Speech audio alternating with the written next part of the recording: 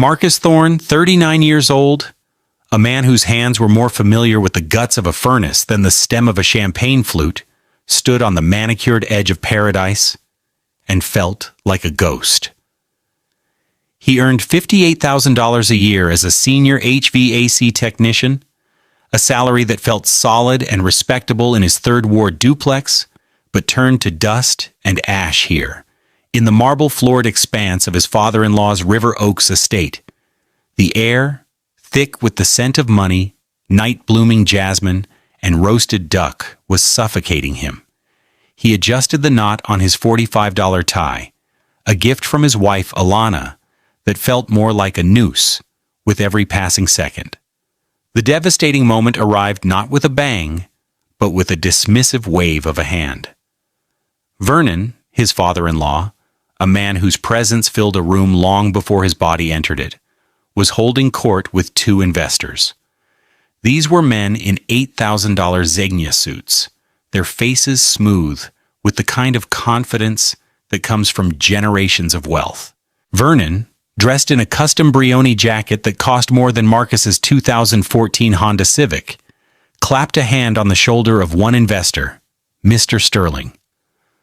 The beauty of this project, the crown jewel, is the climate control system, a proprietary, German-engineered marvel.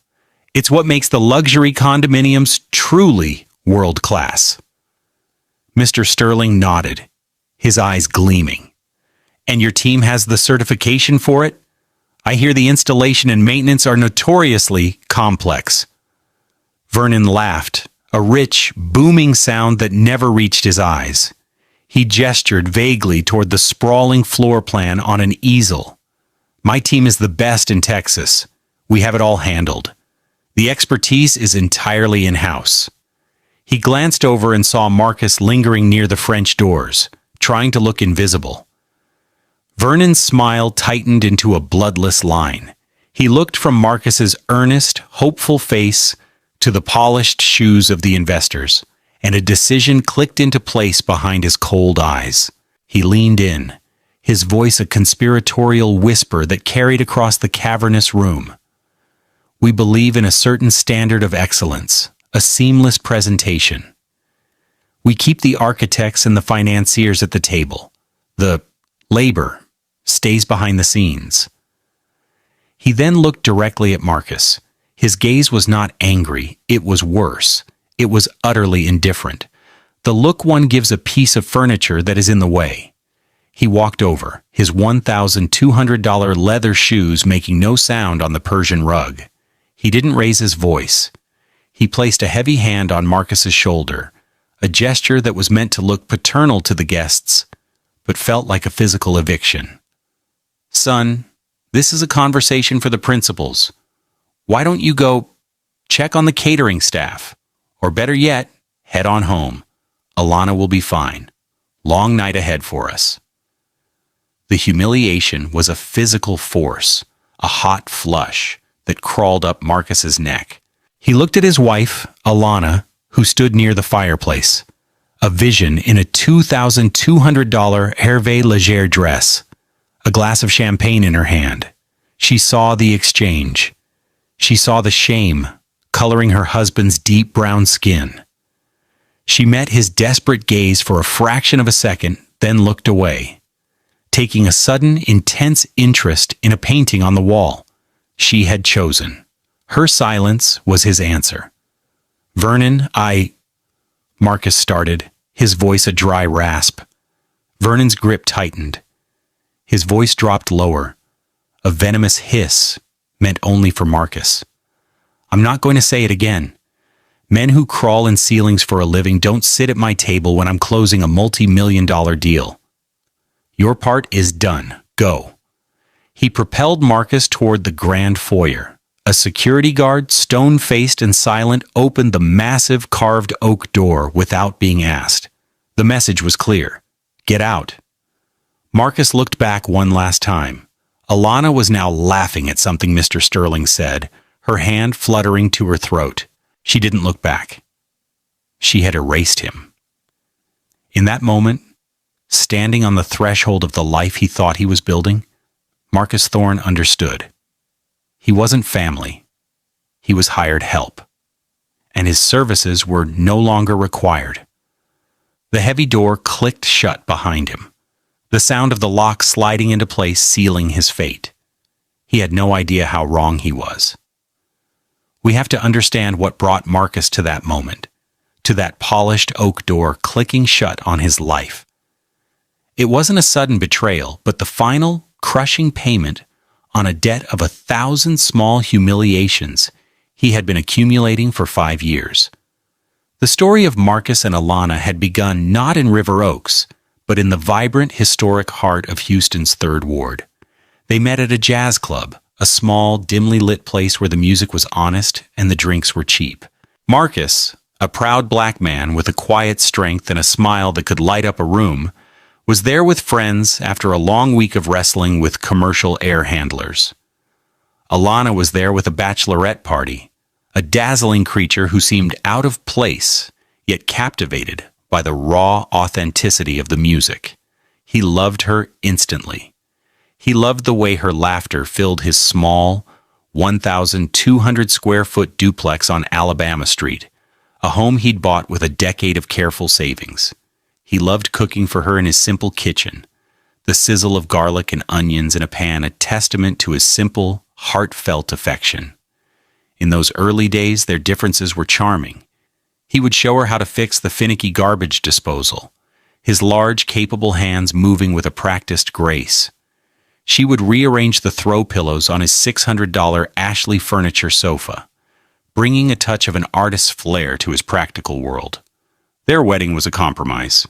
He wanted a small church service and a backyard barbecue.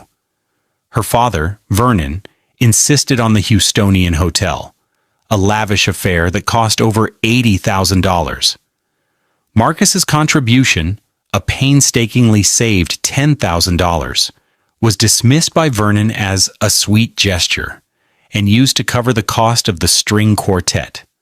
Marcus swallowed his pride, telling himself this was for Alana. This was to make her happy.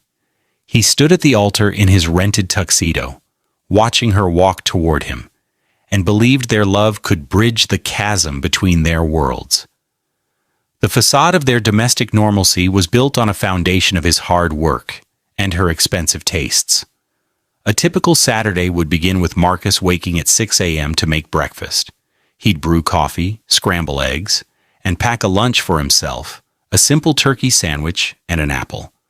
Alana would sleep until 10 a.m., emerging in a $350 silk robe to find her coffee waiting. While he spent the day on call, driving his work van across the city to fix broken AC units in the sweltering Texas heat for his $58,000 salary, she would be at the Galleria. A text might arrive in the afternoon. A picture of a new purse, a $2,800 Saint Laurent bag.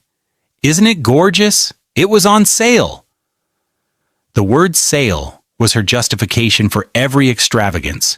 He tried to keep up. For their anniversary, he spent 2 months of his overtime pay on a weekend trip to a resort in the Hill Country, a bill that totaled over $1,900. She loved it, but casually mentioned that her friend's husband had taken her to Paris. The comparison hung in the air, unspoken but heavy.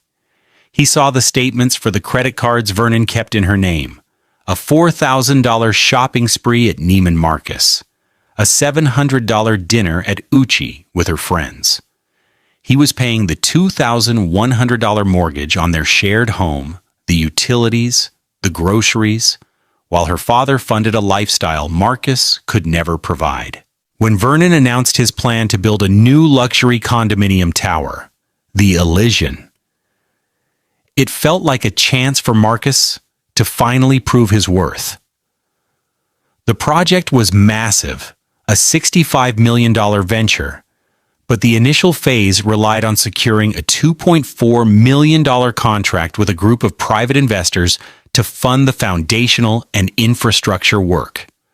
The linchpin of the proposal was a state-of-the-art, hyper-efficient cooling system from Germany, the Coolvector 9000.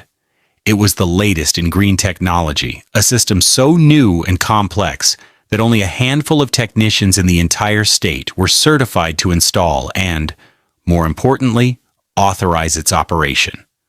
Marcus, through his company, had paid $12,500 for him to attend a grueling 3-week certification course in Munich a year prior.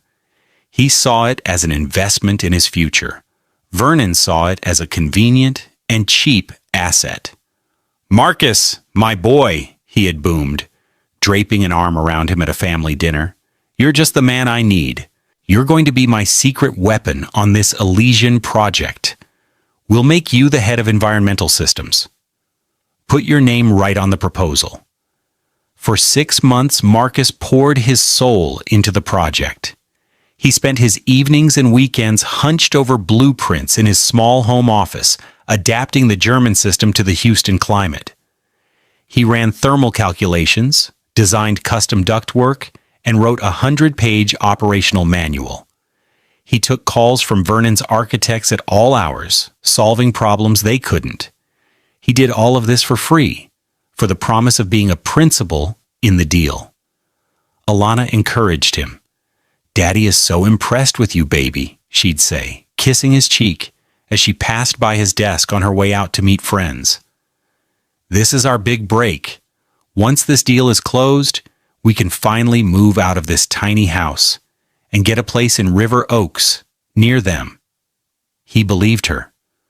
He believed in the future she painted, a future where his hard work would finally be valued, where he would be seen as an equal.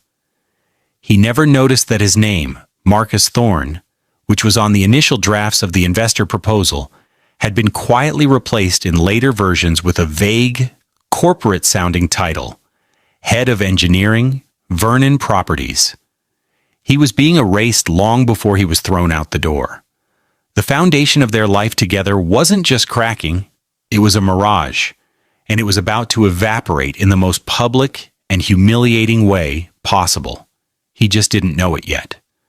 The cruelty did not begin on the night of the investor dinner. That was merely its grand finale.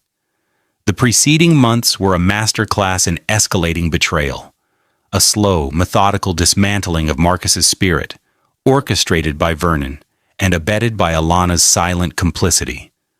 The outrage accumulated in 100 small cuts, each one deeper than the last.